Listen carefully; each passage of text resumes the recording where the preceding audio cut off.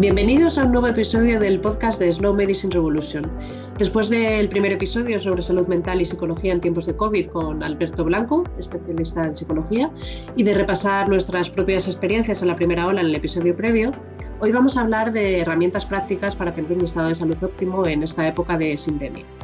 Así que hoy están conmigo aquí la doctora Sari Arponen, especialista en medicina interna y PNI clínica, que se ha dedicado además muchos años a las enfermedades infecciosas, y la doctora Susan Judas, de Medicina Familiar y Comunitaria, que está en primera línea de batalla contra el COVID, para hablar sobre ello. Yo soy la doctora África Villarroel, endocrinóloga. Hola Susan, ¿cómo estás? Hola África, ¿qué tal?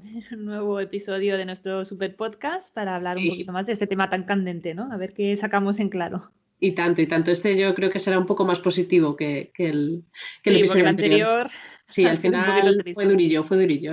¿Qué tal estás, Sari? ¿Preparada para hablarnos de medidas preventivas?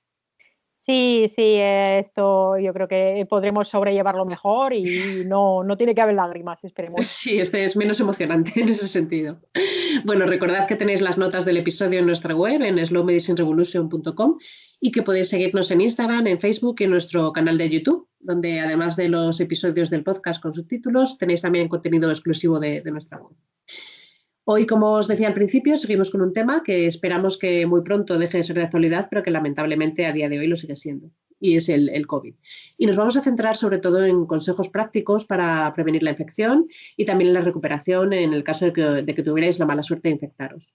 Pensamos que dada la situación actual es muy importante seguir con todas las medidas de cuidado de salud en prevención, porque lamentablemente las vacunas aún no queda tiempo para que lleguemos a ese 70% del que se habla, con el que supuestamente conseguiremos la inmunidad de rebaño. Y aunque las perspectivas son buenas, pues tampoco sabemos a día de hoy la eficacia exacta en el mundo real. Ojalá sea ese 95-99% que nos dicen. Por otro lado, lo que sirve para estar bien en general de cara al COVID también nos es útil para nuestra salud de forma global, así que todo esto lo podéis aprovechar en muchos más sentidos, no solamente para prevenir infecciones. De forma inicial, queremos recordaros que lo que comentamos aquí es para tener un sistema inmunitario en condiciones óptimas, pero esto no va a significar que no debamos seguir con las recomendaciones sanitarias generales y que no tengamos que proteger a los vulnerables, ni tampoco queremos decir que siguiendo estas medidas vamos a prevenir y evitar con un 100% de seguridad cualquier tipo de infección o nos vayamos a curar de ella, ojalá. Son recomendaciones generales, como decimos, para poder gozar de un estado de salud óptimo en general y más en estos tiempos en estos tiempos de sindemia. Seguro que estáis un poquito hartos ya de oír hablar de COVID, pero pienso que antes de empezar a centrarnos en materia, no está de más que repasemos algunas cifras o algunos conceptos básicos acerca de esta infección. A ver, Sari, tú que te has dedicado durante muchos años a enfermedades infecciosas, ¿qué nos puedes contar de forma resumida? ¿En qué consiste? ¿Cómo se transmite? ¿Cuál es el riesgo de complicaciones? ¿O cuál es la mortalidad que conocemos a día de hoy? Porque todo esto ha ido cambiando a lo largo de toda la pandemia, ¿no? A medida que vamos conociendo más cosas. ¿Qué factores nos hacen más probable que la infección pueda evolucionar de una forma peor, etcétera? Bueno, la verdad es que tampoco me voy a extender muchísimo porque como es el tema del año pasado, todos los días se habla mucho, pues no voy a extenderme mucho. Simplemente comentar que a día de hoy, el día que grabamos esto, hay casi 100 millones de casos registrados en el mundo y hay más de 2 millones de muertos. Claro, estos son cifras estimadas porque en realidad pues no todos los casos se han diagnosticado. La OMS mismamente, la Organización Mundial de la Salud, en octubre ya estimaba que en realidad el 10% de la población mundial ya se habría infectado. Esos son pues 7, 8, probablemente 10 veces más incluso de lo que realmente se ha llegado a decir. Entonces es difícil saber cuáles son los casos infectados reales. Recordemos que, por ejemplo, aquí en España, en esa primera ola, pues mucha gente no se llegó a diagnosticar porque no se podía hacer el estudio diagnóstico a todo el mundo. Luego, en cuanto a los fallecidos, pues hay que tener en cuenta que se cuentan los fallecidos que hayan fallecido con una prueba diagnóstica positiva en los últimos 30 días y claro, pues no siempre a lo mejor el fallecimiento es por COVID, sino que es con COVID. Por ejemplo, yo tuve, pues pienso ahora en una paciente que tenía un cáncer metastásico y falleció de su cáncer. Lo que pasa es que es verdad que, bueno, pues cogió el COVID y se llegó a contar quizás en esas estadísticas. Pero luego, por otro lado, hay otros muertos que no han fallecido de COVID, sino que han fallecido por esa saturación del sistema sanitario. Es decir, por ejemplo, un retraso diagnóstico de alguna patología como un cáncer. Había una estimación de un retraso de 50.000 casos de cáncer que no se hubieran diagnosticado en su momento por la saturación del sistema sanitario. O, por ejemplo, un artículo que decía que había el doble de mortalidad por infartos de miocardio en España, pues también por los problemas de saturación. Entonces, es difícil realmente saber exactamente los casos reales, cuántos más son en realidad, y también la mortalidad real, porque recientemente se publicó un artículo por Ioannidis que decía que la mortalidad global se ha estimado, según los sitios, según el contexto, entre el 0,2% y el 1,6%, pero esto depende de muchos factores y es muy difícil. Pero bueno, en general se estima que estaría, por lo menos en general, por debajo del 1%. Pero, insisto, aquí no se sabe exactamente muchas de esas cifras realmente, de los asintomáticos, por ejemplo, porque muchas veces, o sea, no se puede saber si uno es asintomático de verdad o si es un falso positivo de esa PCR, por lo que se está hablando por la propia OMS ahora de los ciclos de replicación, etcétera. Entonces, hay una guerra de cifras y muchas veces tampoco ofrece, yo creo que para los que nos escuchan, pues bueno, pues demasiada información esta guerra de cifras.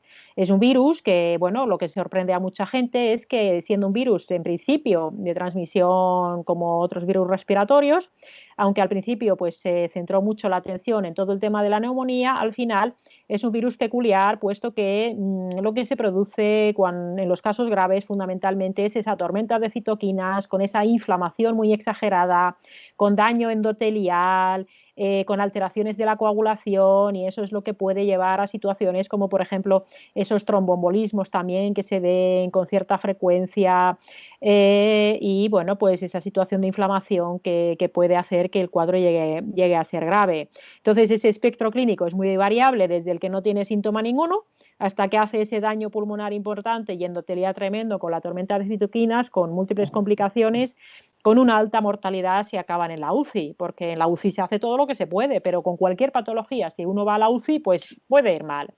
Sabemos de los factores de riesgo que además se da más riesgo, y que los hombres también tienen un mayor riesgo, y justo esta semana de tener un cuadro grave, se ha sacado un artículo que parece que los hombres tiene que ver con un receptor del sistema inmunitario que se llama TLR7, que se codifica en el cromosoma X, y como los hombres solo tienen uno, pues si lo tienen alterado, pues a lo mejor pueden tener mayor riesgo. Y luego hay muchísimas comorbilidades que influyen: la obesidad, la diabetes, tener pues otras enfermedades crónicas, cardiovasculares, pulmonares, cáncer, etcétera. Y desde luego también el déficit de vitamina D pues es algo que impacta mucho. Entonces, por eso hablamos de sindemia más que de pandemia, porque han confluido el virus en una situación de población con esa pandemia adiposa de exceso de grasa inflamatoria, con esa pandemia de déficit de vitamina D, esa pandemia de disbiosis y esa pandemia de pobreza y desigualdad, porque en los sitios donde hay pobreza, donde hay más desigualdad, también los cuadros son más graves. Entonces, no es solo un virus, ya lo decíamos en el episodio previo, también es una crisis sistémica, económica, sanitaria. Y desde luego de esto hablaremos ahora a nivel individual: la vitamina D, la microbiota, el estado de micronutrientes, el tejido adiposo, todo esto es importante, y ahí es donde la gente a nivel individual también puede actuar, y las políticas de salud pública pues podrían actuar también. Eso es. Sí, es decir, que después de todo lo dicho, muchas gracias por por la explicación. A nivel individual podemos decir bueno, que la mayoría de la gente, la gran parte de la gente, lo más probable es que no vaya a tener grandes problemas y que tendrá un cuadro leve o incluso asintomático, y bueno, no tiene por qué tener secuelas tras la infección. Pero también es cierto que actualmente no disponemos de tratamientos farmacológicos con buenos resultados, y que de momento, pues bueno, la vacuna, como decíamos en el episodio anterior, queda tiempo para que nos la pongan a todos. Por eso es muy importante proteger a los vulnerables y tratar de corregir aquellos factores sobre los que podemos actuar y que sabemos que predisponen a una peor evolución. Has comentado varios y bueno, vamos a ir un poco desglosando por partes, ¿no? Uno de ellos es el overfat pandemic, ¿no? La epidemia de exceso de grasa inflamatoria. Susan, ¿puedes hablarnos un poquito más de esto? Sí, esto me pareció ya curioso porque no sé si recordáis que al principio de la pandemia, todas las noticias, ¿no?, hacían eco de los factores de riesgo y tal, y solo se hablaba de hipertensión, diabetes, pues todas estas enfermedades crónicas, pero yo recuerdo que no leía en ningún sitio que hablasen de la obesidad en sí. Y entonces me sorprendía porque nosotros rápidamente, o sea, en la primera semana ya vimos un prototipo de paciente muy claro que tenía muchas probabilidades de ir mal y de caer en la UCI, y era el típico hombre de aproximadamente, pues no sé, 55, 60 años, que igual no tenía ninguna patología o como mucho hipertenso, pero que era obeso, pues el típico hombre pues con bastante tejido, ¿no?, adiposo en la zona abdominal. Y esto ya, cuando ya lo veías entrar, ya con la neumonía, dices, uff, y sí, es que iban mal. Entonces me sorprendía de que en ningún sitio se hiciera eco que la obesidad era uno de los principales factores de riesgo. Y de hecho, rápidamente, en marzo del año pasado, o sea que al inicio de nuestro estado de alarma y tal, ya salió un artículo muy interesante que lo cuenta Mafetón, ¿no?, en este artículo, que ya decía pues que la obesidad era pues uno de los factores de riesgo más importantes. Que en la práctica clínica lo que se ve, pues esto, ¿no?, que las personas con obesidad son las que tenían además como más pues probabilidades de cogerlo, iban peor, ¿no?, con una peor evolución. Y, y todo esto pues también se explica por varios motivos. Uno es el estado de inflamación crónica que tienen estas personas, ¿no?, de manera general, aparte de las comorbilidades, que al final si una persona tiene obesidad siempre hay pues resistencia a la insulina, pues que eso también conlleva pues a la hipertensión, a la diabetes, a todas otras condiciones que hacen que la homeostasis del cuerpo pues esté alterada y que esté ocupado, ¿no?, el sistema inmune también, porque hay una sobreactivación del sistema inmune que está ocupado en tareas que no debería estar haciendo. Y también, aparte de esto, hemos visto que claro, solamente el mero hecho de tener sobrepeso, de tener mayor peso, hace que la distribución tanto de oxígeno como de sangre hacia los pulmones sea peor. Por lo tanto, estas personas ventilan de forma peor, y es que ya no es por el COVID, esto se sabe, que en la UCI las personas obesas siempre van pues con una evolución mucho más tórpida, ¿no?, una recuperación pues peor, solamente por un tema físico, ¿no?, de física. Y luego también lo que se ha visto, que es una cosa también bastante reciente, es que sabemos que existe el hígado graso, ¿no?, que es la infiltración de la grasa dentro del hígado, y eso está muy relacionado con la resistencia a la insulina y a la obesidad. También sabemos que hay una infiltración grasa dentro del corazón, dentro de los músculos, ¿no? Pero es que recientemente se ha descubierto que también dentro del tejido pulmonar, del parénquima pulmonar, también hay una infiltración grasa cuando hay un exceso de peso, ¿no? Entonces esto también pues hace que esas estructuras del pulmón no funcionen bien, al igual que cuando pasa pues en el resto del organismo, ¿no? Donde está la grasa infiltrada, esas células de ese órgano pues ya no son funcionales. Entonces, bueno, se juntan varios factores que hacen pues que las personas con obesidad realmente vayan de una forma pues más tórpida y peor. Y me sorprendía pues eso, ¿no?, que las noticias no hacían eco de esto cuando es una verdadera pandemia, la obesidad. Entonces es que estamos calculando pues que entre un 35, ¿no?, un 40% o incluso más de la población pues tiene obesidad instaurada, y sobrepeso ya pues podríamos incluso ampliar las cifras. Entonces, cuando se hablaba de todas las medidas de prevención y contra el coronavirus y tal, yo entiendo que en un momento agudo, ¿no?, en una semana, pues claro, las medidas preventivas contra la obesidad pues son complicadas de instaurar. Pero claro, sabiendo que esto es una situación que no se iba a solucionar en 3 días, de hecho ya llevamos, pues con la tontería, llevamos ya casi un año, ¿no? Pues sí, ha dado tiempo.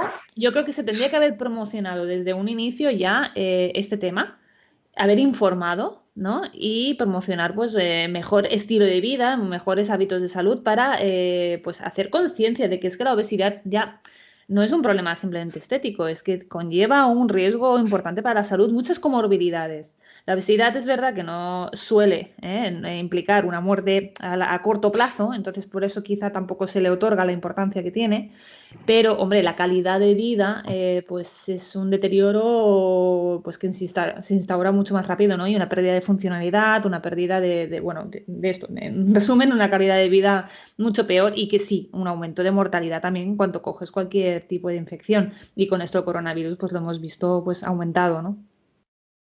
Claro, es que a veces olvidamos también que el sobrepeso, la obesidad son patologías y esto es importante porque, como muy bien has comentado, ya desde el principio hemos comprobado tanto a nivel, bueno, a nivel de lo que veis en los hospitales como luego con estudios, que tanto el sobrepeso como la obesidad o el resto de patologías que pueden acompañarlas son uno de los factores implicados en la peor evolución de la enfermedad. Y por eso y otras muchas razones es muy importante concienciarnos de la importancia de evitar el sobrepeso. Sería conveniente insistir efectivamente en la prevención. Al final, bueno, nos guste o no, el confinamiento, el aislamiento son medidas bueno, que parece que pueden evitar o disminuir la transmisión del virus, pero también conllevan estar metidos en casa, moverse menos, comer peor, porque cuando uno está en casa, pues al final se aburre y muchas todo veces esto no ayuda. Exacto, todo esto no ayuda. Nos metemos en casa, no nos da el sol, no salimos a la calle, estamos, bueno, pues con mayor ansiedad y muchas veces lo pagamos con la comida, ¿no? Sí, de hecho, por si acaso se quedaba con algún tipo de duda, por curiosidad, justo, mira, hoy estamos a día 23, hace Sí. 48 horas, vamos, más calentito imposible, ha salido un artículo súper interesante que es publicado en Nature, que habla precisamente de esto de la obesidad, ¿no? Y que dice que la obesidad, particularmente la obesidad más severa, es un factor independiente y muy, muy, muy fuerte, ¿no? Para desarrollar una infección por el coronavirus que sea severa. Porque ya sabemos que el coronavirus, claro, que no lo hemos comentado, pero por si acaso lo recordamos así brevemente, que hay muchas formas de pasarlo, ¿no? Entonces, la gran mayoría de personas, o sea, una gran parte de la población la puede pasar incluso asintomática, es decir, sin notar nada o algo tan leve que ni te das cuenta. Otro porcentaje muy grande de la población la pasa de una forma leve, pues como un resfriado, otra persona pues más como un gripazo, ¿no? Así con mucha fiebre, mucho cansancio, pero bueno, con una recuperación pues en pocos días.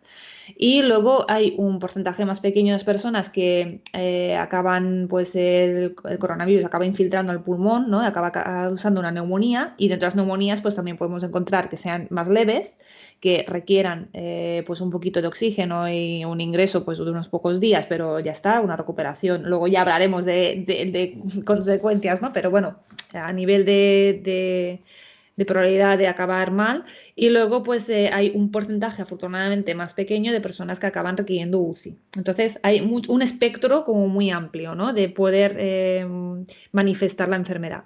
Entonces este artículo lo que nos habla es esto, ¿no? Que la obesidad lo que hace es que te puedas infectar más y peor, que es lo que al final nos interesa. O sea, el problema del coronavirus es pues la saturación del sistema sanitario, no tanto las personas que lo pasan en su casa, ¿no? Que es una faena, pero bueno, por lo menos si lo pasas en tu casa y acabas recuperándote bien, pues mira, pues ni tan mal, es como la gripe de cada año, ¿no? Que podemos pasar, pero claro, el verdadero problema son la gente, el pool de gente que acaba ingresando en el hospital y sobre todo el pool de gente que acaba requiriendo UCI, porque las camas de UCI las tenemos muy escasas.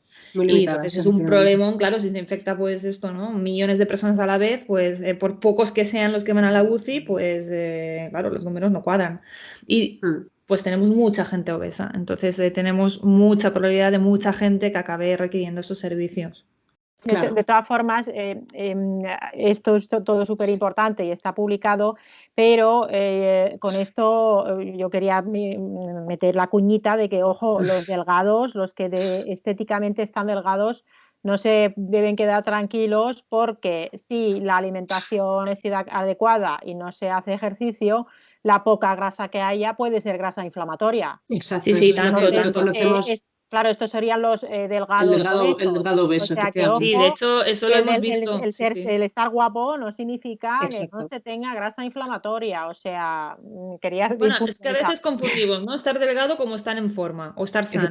Y no es lo mismo. Y totalmente razón, o sea, totalmente cierto lo que dice Sari. De hecho, yo mismamente hace una semana ingresé a un chico también que estaba delgado y tal, pero no estaba en forma. O sea, estaba delgado.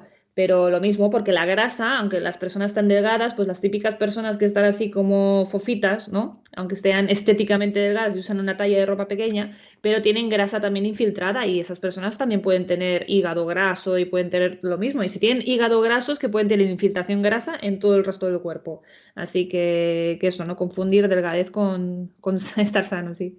Exacto, es que es muy importante concienciarnos de la importancia de evitar el sobrepeso, obesidad, pero también de que a pesar de que estemos delgados, es muy importante llevar una calidad de alimentación y de actividad física y demás correcta, ¿no?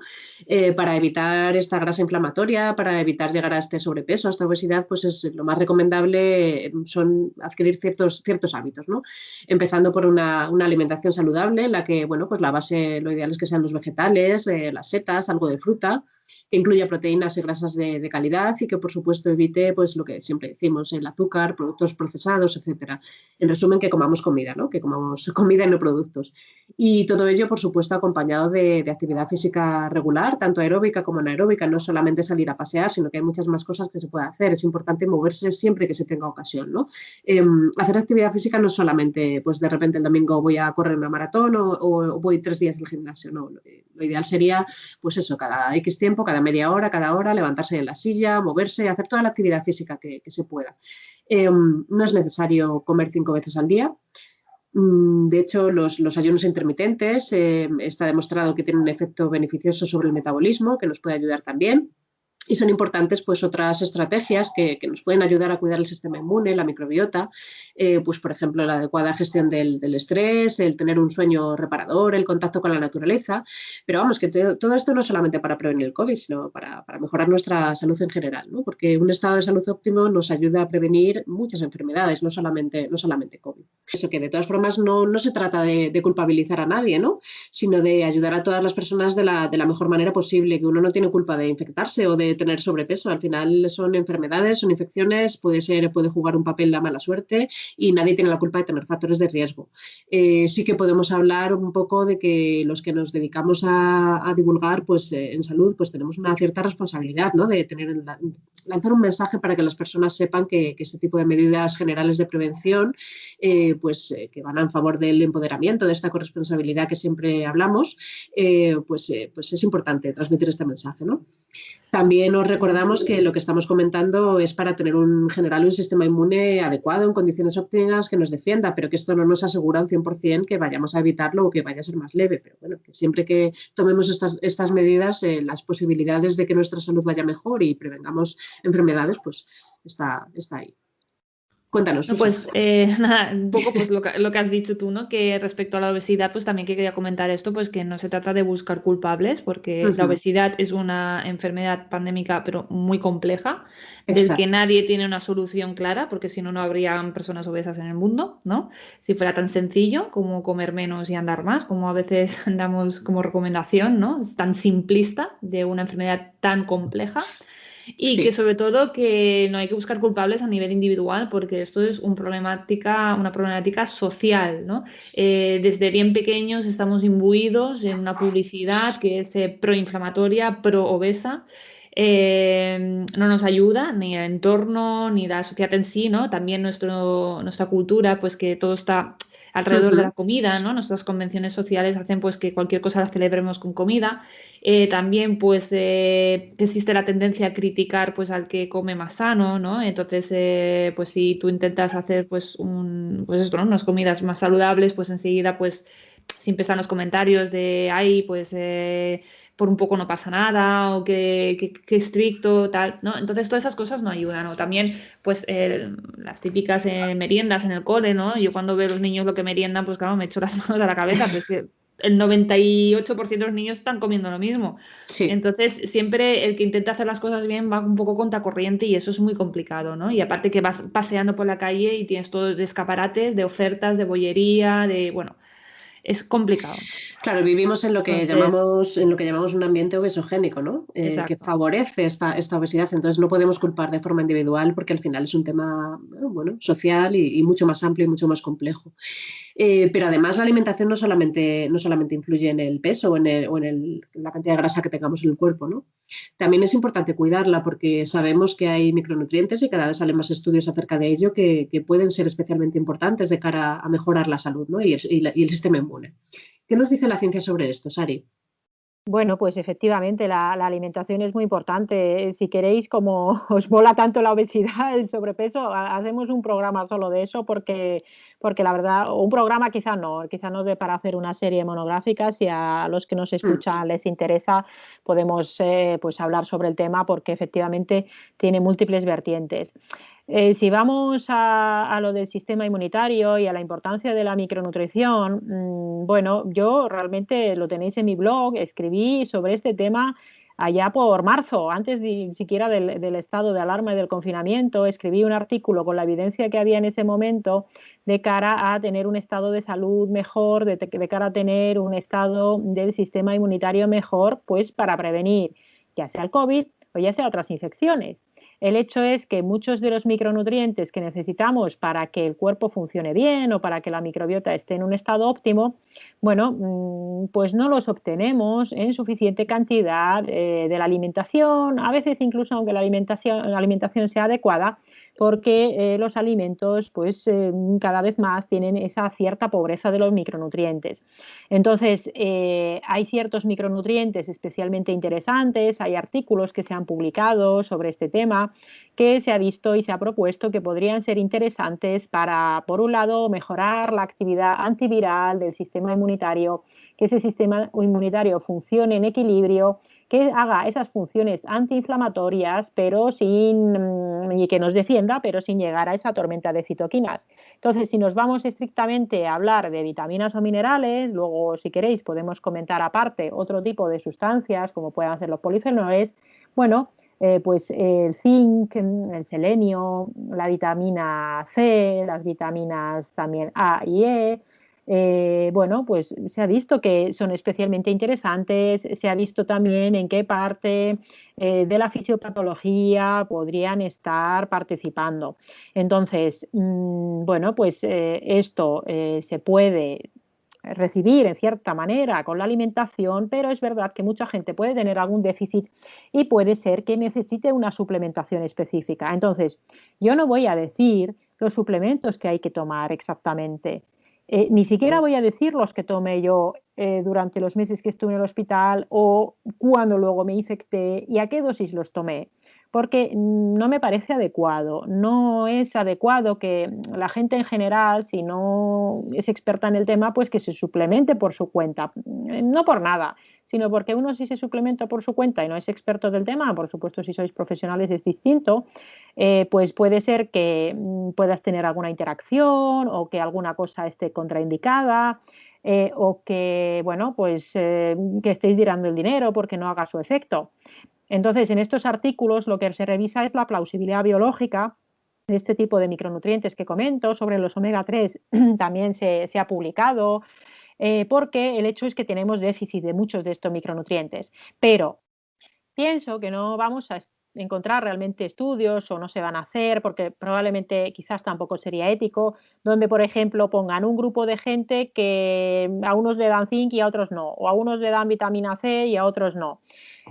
Porque este tipo de intervenciones de optimización nutricional pues tampoco se basan en un único micronutriente, sino lo que hay que tener es pues un perfil nutricional óptimo con todos los micronutrientes en unos rangos adecuados, tampoco pasarnos.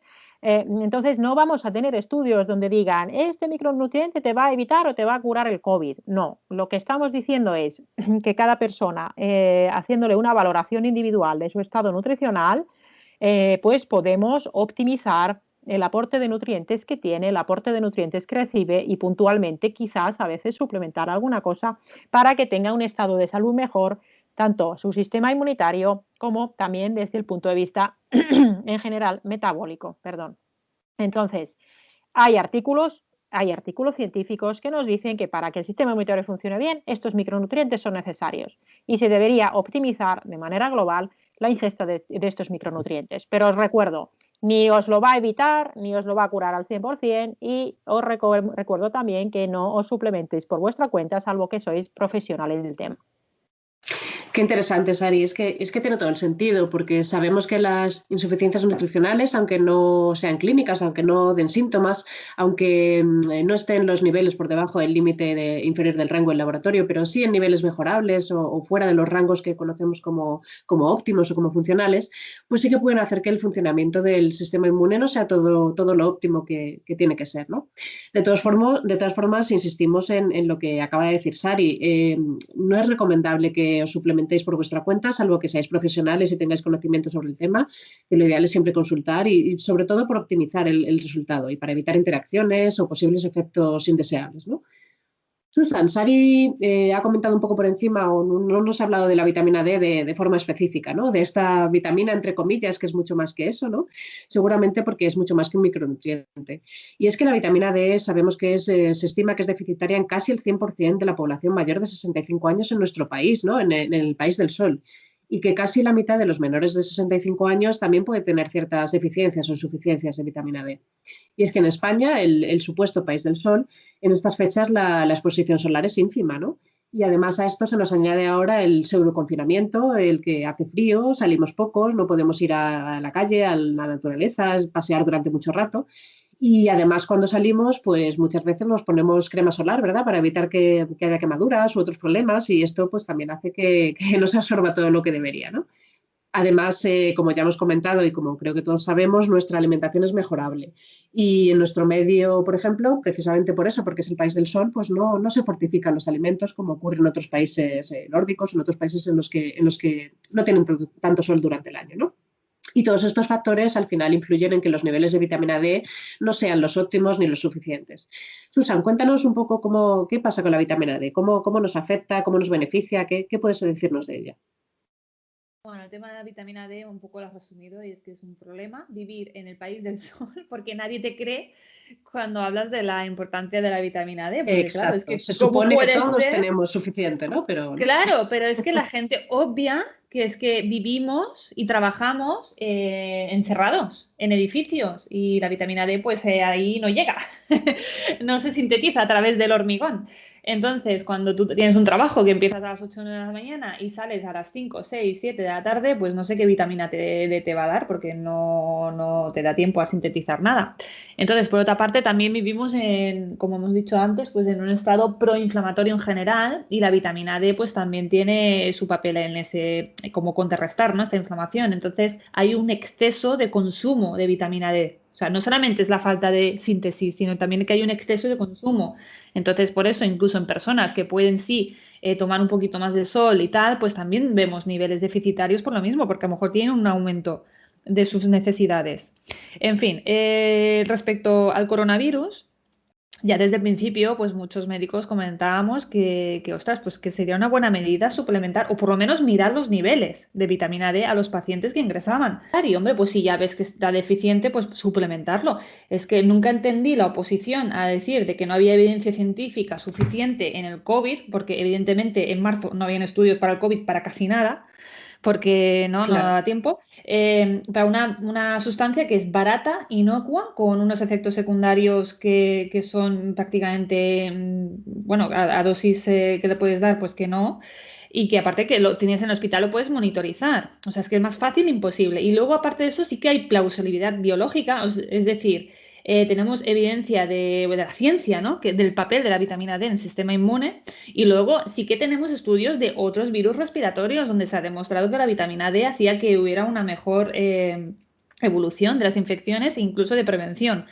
Y bueno, ya a partir de ahí, pues sí que a lo largo de los meses sí que han ido saliendo estudios y uno de los más recientes es una revisión sistemática de este enero de 2021 que dice pues que de los estudios o sea, una revisión sistemática es coger varios estudios que están bien hechos, ¿no? Juntarlos todos y a ver qué conclusión sacan.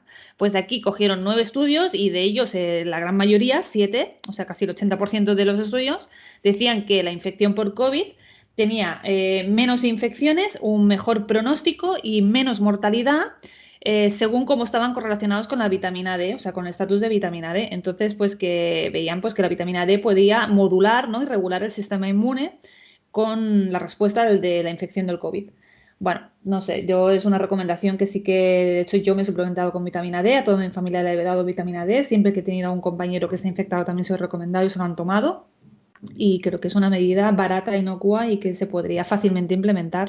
Efectivamente, esto lo comentábamos en marzo. De hecho, yo elaboré un documento en el hospital sobre la necesidad de medir niveles a todos los pacientes, la necesidad de corregir la deficiencia. Yo veía pacientes con deficiencias muy extremas de niveles de 4 o 6 nanogramos por mililitro y esos eran los que iban peor.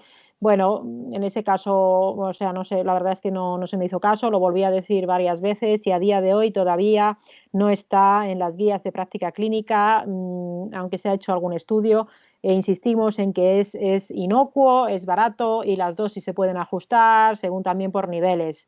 Os recordamos además que las dosis estándares que se recomiendan por el Instituto Nacional de Medicina, por ejemplo, de Estados Unidos, están desfasadas y se basan en un error estadístico de 1997 y que realmente las dosis adecuadas que se necesitan son mucho más altas de las que se piden. Y sin meternos mucho en lío, simplemente decir que la vitamina D actúa de múltiples maneras para servir para prevención y para evitar esos cuadros más graves. Entonces, lo ideal sería tener unos niveles adecuados de vitamina D antes de infectarse. Por supuesto, se puede usar en tratamiento, pero lo ideal sería tener siempre niveles adecuados de vitamina D porque se sabe que actúa incluso a nivel de la microbiota intestinal y la microbiota también es importante. No tener una disbiosis, no tener un exceso de permeabilidad intestinal de cara a protegernos del COVID, y sabemos que la vitamina D, que es mucho más que una vitamina, actúa a múltiples niveles para evitar esas cascadas inflamatorias, para evitar esa tormenta de citoquinas, para mejorar la función respiratoria, y todo está publicado desde hace muchos años, que tiene múltiples efectos a nivel del sistema inmunitario, en el intestino, en el sistema respiratorio, en múltiples órganos. Entonces, realmente los mecanismos de acción son muchísimos y el que quiera le podemos pasar evidencia de la ciencia, que está muy, muy, muy estudiado este tema. Pues sí, efectivamente, aunque cada vez sabemos más y hay más estudios, pues todavía vemos como un error demasiado frecuente pensar que la vitamina D solamente es importante en los huesos. Eso no significa que la vitamina D sea la panacea, ¿verdad? Tiene que venir acompañada de otras intervenciones y, por ejemplo, pues para el caso de la osteoporosis, a menudo se utiliza mal y se acompaña de calcio, cuando lo ideal sería, bueno, pues que el calcio procediera de la dieta, de la alimentación, de los alimentos ricos en calcio, y que en lugar de calcio se adicionara un suplemento de magnesio a la vitamina D, que por cierto es otro micronutriente muy importante del que yo creo que podríamos hablar largo y tendido, ¿verdad? Da para hablar un curso entero sobre él, ¿verdad? Recordad también que tenéis las notas del episodio en nuestra web, en slowmedicinerevolution.com. Y bueno, hemos hablado de micronutrientes, de alimentación y demás, y vamos a centrarnos un poco en la microbiota, que también la ha comentado Sari. Precisamente el otro día compartí en mi perfil personal de Instagram un artículo publicado en la revista Gut, en la que se dice que se ha observado que la composición de la microbiota intestinal pues refleja un poco la gravedad de la enfermedad y respuestas inmunes disfuncionales en pacientes que han padecido COVID. Y así comprobaron que la composición del microbioma es significativamente distinta entre personas con y sin enfermedad, independientemente del tratamiento que se hubiera empleado en ellos, ¿no? Además, esta microbiota alterada se relaciona con la severidad de la enfermedad y con la respuesta inmune inflamatoria, con esa tormenta de citoquinas de la que hablaba Sari. Y también parece que la disbiosis posterior a una vez que se resuelve el cuadro y que bueno, si está alterada, puede contribuir a la persistencia de síntomas, a ese síndrome post-COVID o ese COVID persistente, ¿verdad? Susan, ¿cómo podemos cuidar la microbiota para tenerla en condiciones lo mejor posible antes o después del COVID? Nada, pues muy brevemente, porque este tema también da para Sí, muchísimo. exacto, muy brevemente. Cuatro tips ahí importantes. Sí, nada, un poco lo de siempre. Siempre decimos, ¿no? De lo que es el dicho popular de lo que se cree, no, de lo que se come se crece, pues un poco con la microbiota igual. Si consumimos alimentos pues muy procesados, alimentos con mucho azúcar, alimentos pues que no son saludables en general, pues la microbiota que acaba creciendo, ¿no? La que se acaba alimentando de eso es la que más se desarrolla. y entonces no es la microbiota pues más saludable para nosotros, acaba habiendo pues más disbiosis, que es la alteración de ese equilibrio. Entonces, pues las mismas premisas que hemos dicho antes para estar saludable en general, pues también sirve para tener una microbiota saludable, pues que es evitar los procesados, azúcares, alimentos pues que son, o sea, basar la alimentación más pues en carnes, en pescados, huevos, frutos secos, verduras, ¿no? Todo tipo de vegetales, etcétera. Luego también podemos complementar con probióticos para ayudarnos a restaurar las cepas de bacterias, ¿no? Que nos interesen, que tengan un efecto beneficioso, y siempre acompañando de prebióticos, ya sea de forma en la alimentación o a veces también pues de forma de suplementación, para que estas bacterias tengan alimento para que se puedan reproducir, implantarse y hacer sus funciones.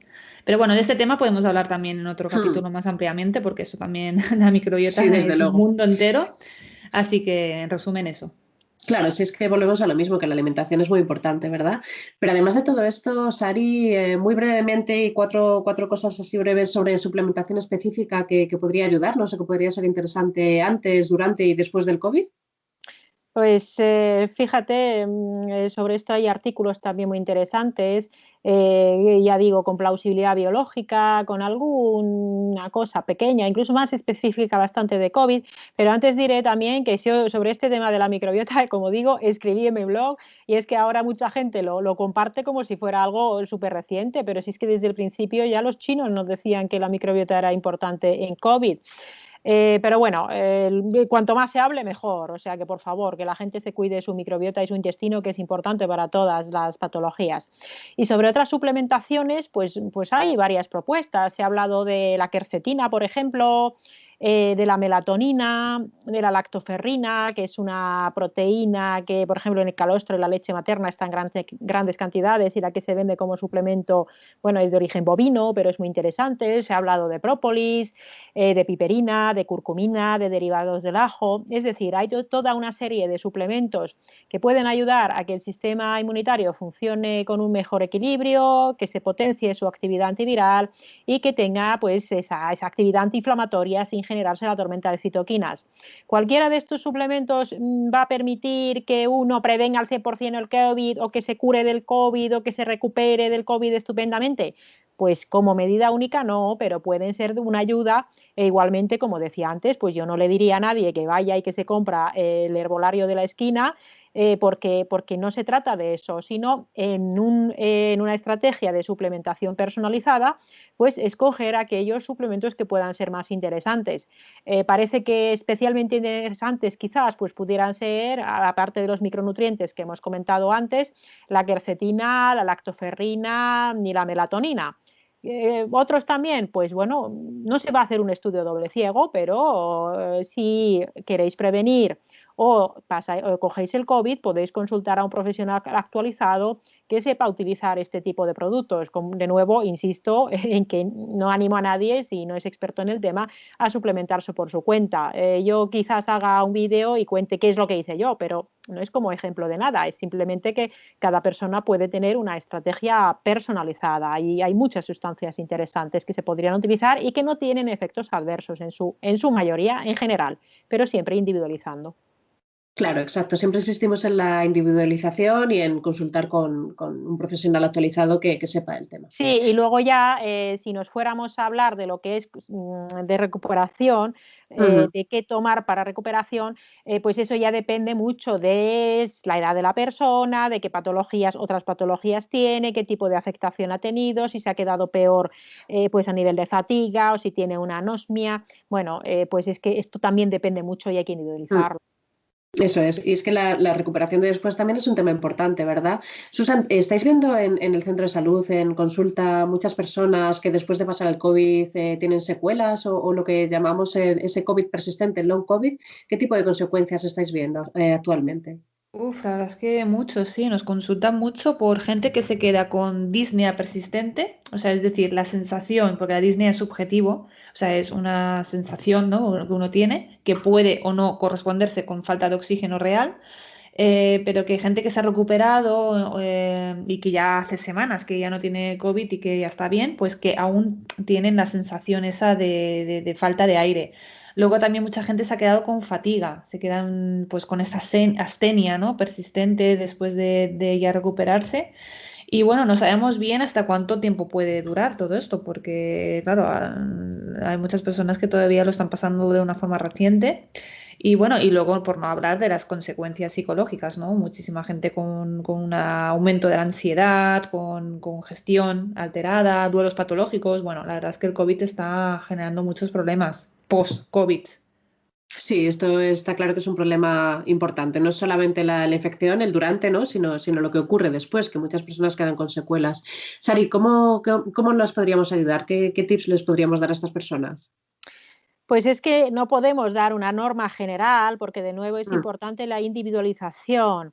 ¿Por qué? Porque los mecanismos que parece que puede haber en estos cuadros de secuelas o de long COVID o COVID persistente, pues parece que tienen que ver con factores múltiples, como puede ser, por ejemplo, pues una disfunción a nivel mitocondrial, con un exceso de estrés oxidante.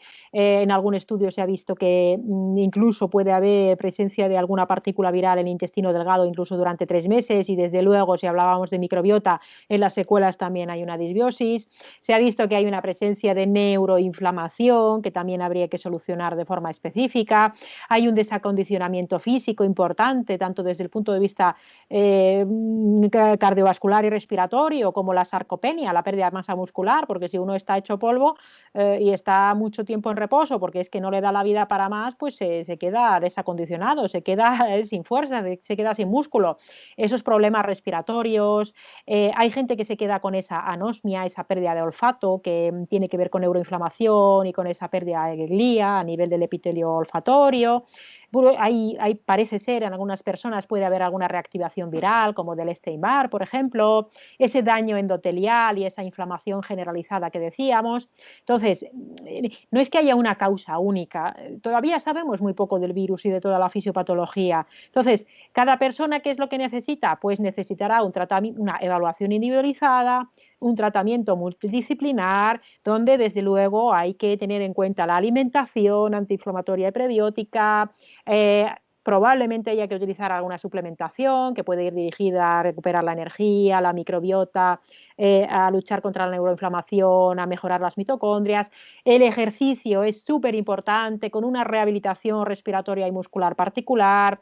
En fin, ¿se va a quedar como una fatiga crónica? Pues no lo sabemos. Desde luego, lo que tampoco ayuda es que se le diga a la gente, pues no sé lo que te pasa y te vas a quedar así para siempre, o que la propia persona piense que se va a quedar así para siempre. Que entiendo que surja el desánimo. Yo misma tuve fatiga, cansancio y me costó recuperarlo, pero os diré que no fue un suplemento lo que me lo recuperó, y eso que yo me suplemento porque para eso manejo el tema. A mí lo que más me lo recuperó fue la actividad física, pero esto es la pescadilla que se muerde la cola, es decir, como estoy hecha polvo, no me muevo, pierdo masa muscular, me desacondiciono, perdí 6 puntos en mi VO max, en mi capacidad de captación de oxígeno, de utilización de oxígeno. Entonces, como estás hecho polvo, te mueves menos, cuanto menos te mueves, más músculo pierdes. Entonces, esta parte, que yo entiendo a la gente que se queda hecha polvo y está muy cansada y no le da la vida, es que estás hecho polvo y solo quieres meterte en la cama. Pero como no salgas de ahí, la cosa va a ir cada vez a peor. Y de nuevo, no se trata de culpabilizar a nadie. No estoy diciendo que el ejercicio sea la superpanacea, pero desde luego, bueno, pues es también importante. Entonces necesitan individualización con múltiples intervenciones las personas con secuelas. Claro, eso es. La verdad es que este tema da mucho de sí, ¿verdad? Así que vamos a intentar un poco resumir todo de lo que hemos hablado hasta ahora para todos aquellos que nos estáis escuchando. Yo os voy a recordar un poco por encima el tema de la alimentación, la importancia de mantener una dieta rica en vegetales de todos los colores, como hablaba Sari el otro día en un post que puso en Instagram también, con muchas vitaminas, con muchos polifenoles, con muchos micronutrientes que nos aportan, sustancias interesantes para mejorar nuestro sistema inmune. Una alimentación rica en proteínas de calidad, en grasas saludables como las procedentes del aceite de oliva, de los pescados azules y sobre todo pues una alimentación sin azúcares libres ni productos. En resumen, pues comer comida, lo que siempre decimos, ¿no? Susan, por ejemplo, hay algo de lo que no hemos hablado mucho, que antes ha estado Sari comentando, sobre todo de cara a la recuperación, y que es el ejercicio físico. ¿Qué le puedes decir a la gente sobre ello ahora que encima estamos en una situación en la que muchas de las regiones de España pues están cerrando los gimnasios, que además podemos salir menos de casa, que se está limitando pues la movilidad y demás. ¿Es importante el ejercicio para el sistema inmune? Mira, es que esto me parece una medida tremenda. Que este cierre de los gimnasios, cuando se ha demostrado que el ejercicio físico es lo que más ayuda, ¿no? a superar la enfermedad y a prevenirla, a estar de una forma saludable, que cierren los gimnasios, yo esta medida pues, sinceramente no la entiendo. Cuando los gimnasios han sido muy estrictos con la higiene, con los aforos, con los contagios demostrados dentro del gimnasio han sido irrisorios, en fin. Bueno, ahí podríamos también debatirlo, ¿no? Pero sí, el Bueno, gimnasio. los gimnasios, perdona que te corte, y los parques infantiles también, Sí, sí, donde sí, muchos todo. niños salen a jugar vamos, que yo creo que no ha habido, no tienen más riesgo que otros sitios y que por Exacto, lo menos bueno, han y cerrado en muchos sitios, ¿eh? simplemente el caminar, ¿sabes? Por Eso un es, bosque o caminar por el campo. Es que, a ver, eso es. la posibilidad de contagiarte ahí, encima que vamos con mascarillas ya en una zona que estás al aire libre, ¿no? Que el Ujú. contagio, las posibilidades de contagio son muy pequeñas, pues bueno, en fin, vamos a dejarlo ahí porque con este tema me enfado. Entonces, solo quería comentar pues que para respaldar todavía más este argumento, pues mira, acaba de salir también otro estudio hace nada que ha dado eco el National Geographic, ¿no? Que la ha publicado en su revista, pero este estudio está realizado de forma independiente y que demuestra que la falta de ejercicio físico durante el confinamiento ha aumentado la mortalidad. ¿No? Y os leo el titular, ¿no? Dice, un nuevo estudio que indaga en las consecuencias del sedentarismo asociado a los confinamientos ha llegado a la conclusión que dicha falta de actividad física podría conducir a un aumento anual de hasta 11 millones de nuevos casos de diabetes tipo 2 y provocar más de 1,7 millones de muertes en todo el mundo. Y a ver, esto yo lo estoy viendo día a día, tanto en el hospital como en el centro de salud, de personas que han dado un bajón, bueno, de abuelos ya ni os digo, o sea, el bajón funcional que han dado los abuelos es tremendo, o sea, abuelos que hasta antes del confinamiento estaban pues haciendo su vida normal y caminaban y hacían sus cosas, ahora hace 11 meses que no salen de casa prácticamente, toda esa musculatura se ha atrofiado, pues abuelos que están todo el día de sofá, cama, cama, sofá, porque es que no son Claro. capaces de hacer otra cosa. Claro, ya requieren una persona que les ayude para ducharse, bueno, tremendo. Y incluso gente joven, gente joven. Ayer mismamente atendía a un chico que tenía, pues bueno, un chico de joven, de 30 y pico años, pues que bueno, por una enfermedad que pasó en la infancia, pues tenía una cadera, pues físicamente, pues como alterada, ¿no? Y entonces, pero bueno, él iba haciendo, pues con caminar y haciendo su vida normal, pues aún superaba y no tenía que tomar casi nada para el dolor ni nada, iba haciendo vida casi normal. Pues el pobre lleva unos meses fatal. Ayer nos vino para pedir más medicación y a ver si le podemos infiltrar y lo que nos decía es que lo único que quiero es recuperar mi vida antes. Dice, es que, claro, ya no puedo caminar, ¿sabes? O sea, la prohibición de caminar ha hecho que ya no pueda caminar aunque él quiera, por Claro. el dolor que tiene. Bueno, además, la actividad física, también tenemos que recordar que toda la actividad física lo que hace promover lo contrario de o sea, cuando tenemos inflamación, tenemos citoquinas inflamatorias, que son sustancias, ¿no? que provocan una inflamación a nivel general o local, ¿no? Depende. Entonces, la actividad muscular lo que genera es pues como una sustancia, entre comillas, contraria, las mioquinas, que lo que hacen es ayudar al sistema inmune y sobre todo una función muy importante y que pocas veces nos acordamos de ellas, es que también ayuda al cerebro a funcionar mejor. Bueno, esto lo sabemos, ¿no? Por ejemplo, para la ansiedad lo primero que hacemos es recetar, entre comillas, ejercicio físico porque es que realmente funciona, es lo que mejor va. Y además promueve pues la neuroinflamación que nos queda después de pasar cualquier proceso infeccioso. Y tiene, bueno, un efecto positivo en general, ¿no? En la salud mental y física. Entonces, yo creo que el ejercicio físico, si no puede ser en un gimnasio, porque hay mucha gente, pues que además que no le gusta el gimnasio, pero salir a caminar, que te dé el sol, no sé, hay que moverse, hay que moverse. Lo que no puede ser es que cada día estemos 20 horas, o sea, 8 horas durmiendo y el 16 horas sentados. O sea, esto Claro. sí que mata. Claro, exacto. Es que el ejercicio es tan importante en todos los sentidos, ¿verdad? Y es que el sedentarismo no se combate con ninguna pastilla, se combate con movimiento. Sari, ¿qué más podemos decirle a la gente así para resumir, para terminar un poco? Pues para resumir todo, para estar sanos, sea en sindemia, en pandemia, o sea, en una situación de nueva normalidad, de vieja normalidad y siempre, es que todo esto es siempre aplicable y en Slow Medicine lo predicamos. Esa alimentación saludable, prebiótica, antiinflamatoria, ese ejercicio, esa actividad física que tiene sí que ser diaria y continua, evitar el sedentarismo. Desde luego la salud mental, que lo hablábamos con Alberto, evitar esa crispación, por favor, no discutáis con la gente que tenéis alrededor, no discutáis en redes sociales, no seáis parte de problemas, hay que intentar ser parte de la solución. Estar más zen, bueno, pues intentar estar un poco más positivo, aunque sea difícil, y cuidarse la salud mental. Cuidar los ritmos circadianos, por favor. También desconexión digital, no estar a todas horas en las redes sociales, tener más contacto con la naturaleza. Y bueno, pues si hace falta una suplementación específica, pues si sois profesionales, pues lo que ya cada uno vea. Y si queréis una ayuda, pues hay muchos profesionales actualizados que os pueden ayudar a optimizar vuestras pautas de estilo de vida, ya sea con suplementación, con alimentación o ejercicio. De lo que se trata es de cuidarse de una forma integral siempre, no solo ahora porque estemos con una sindemia, para estar más sanos. Si conseguimos prevenir el COVID, pues estupendo, pero también prevenir todas esas patologías, porque recordad, el sistema sanitario está otra vez con mucha saturación, y si tenéis otro problema de salud, pues ese sistema sanitario también se sobrecarga más. Así que yo lo que animo a la gente es a cuidarse de una forma integral y global, ahora y siempre. Exacto, una estrategia 360, ¿no? de la que hablamos siempre, ¿no? Cuidarse en general. Bueno, pues hasta aquí el episodio de hoy, que esperamos que os haya resultado interesante. Os recordamos que en ningún momento decimos que todas estas cosas de las que hemos hablado y que os hemos estado introduciendo prevengan o curen por sí solos el COVID, que hay que hacer muchas cosas, que bueno, que a veces se tiene mala suerte, y que os aconsejamos que os cuidéis para evitar la infección, pero también para tener un estado de salud óptimo, ¿no? Y sobre todo que protejáis a los vulnerables, sobre todo para evitar también ese colapso sanitario tan temido del que nos habla Sari, en el que parece que nos estamos metiendo. Esperemos que este año 2021 sea el final de la pandemia, de la sindemia, y que podamos recuperar cosas tan importantes y que echamos tanto de menos, como son los abrazos, la vida social, etc.